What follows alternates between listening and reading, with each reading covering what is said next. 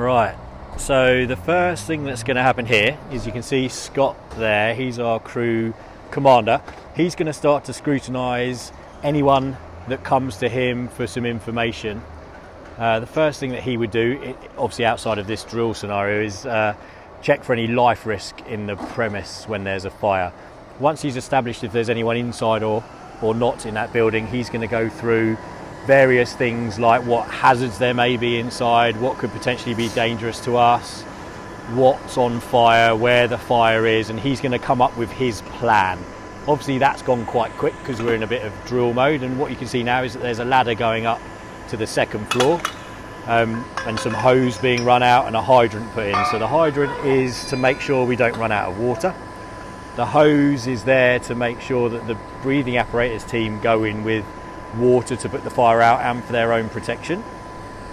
Some of the lay flat hose you can see being run out now are for our covering jets and safety jets, and once we've established the water supply, we'll start to put water on any of the fire that we can see from outside of the building.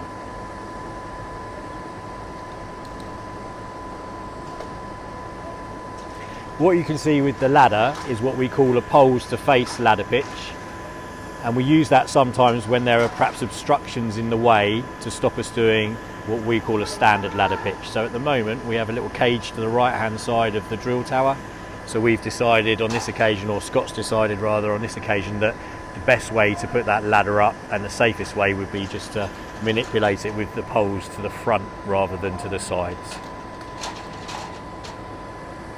So we've established the water supply, so we've got a hydrant in, which you can see being fed into the back of the machine. A length of 70mm hose out for a covering jet, which should have some water on it any minute now.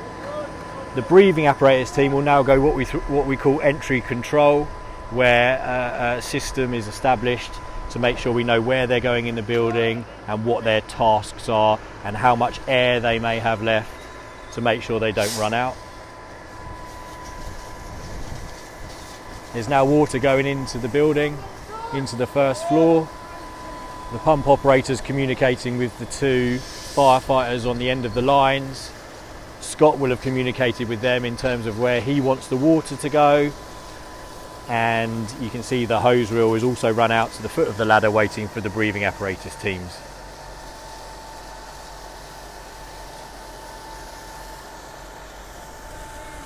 To the right of the fire engine is the entry control situation being set up now.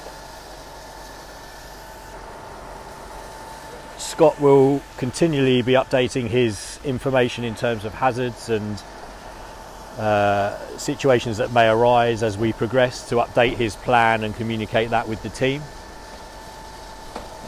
The breathing apparatus team are nearly ready. They'll be moving from the board to the foot of the ladder and making entry to the second floor as soon as they are safe to do so.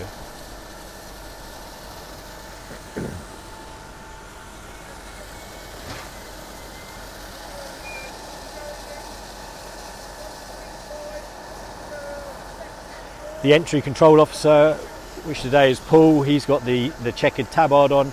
He's confirming the brief with them that Scott, the crew commander, has given out, to make sure that everybody knows exactly what is going on. If we don't communicate properly amongst the whole team, right from the incident commander right down to everybody else on the fire ground, including the members of the public or the owner of the property, whoever is being scrutinised for the hazard information, then things can start to go wrong. We need to make sure everybody is knowing exactly what is going on and we're all on the same page to make it go smoothly.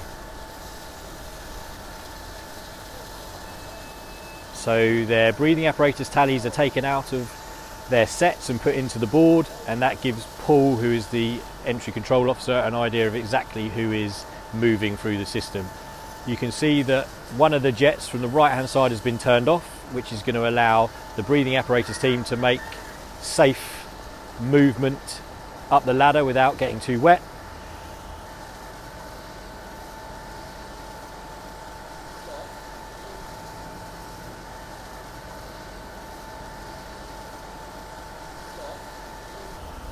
The ladder is now being footed for safety.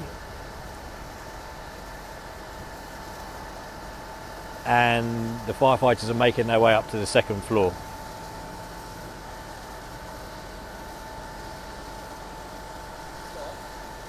Once inside, they would carry out possibly a search procedure or extinguish the fire, usually both.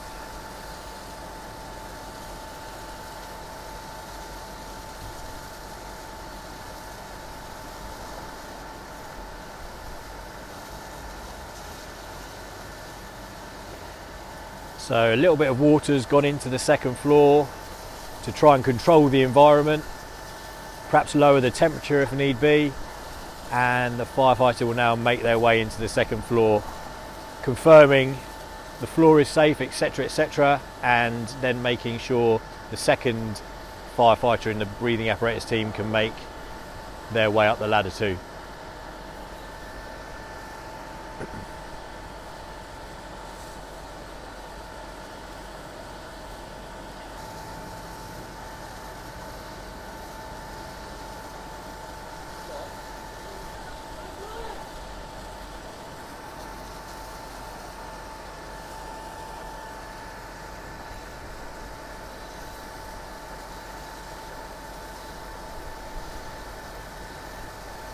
The second breathing apparatus team member is safely making their way into the building.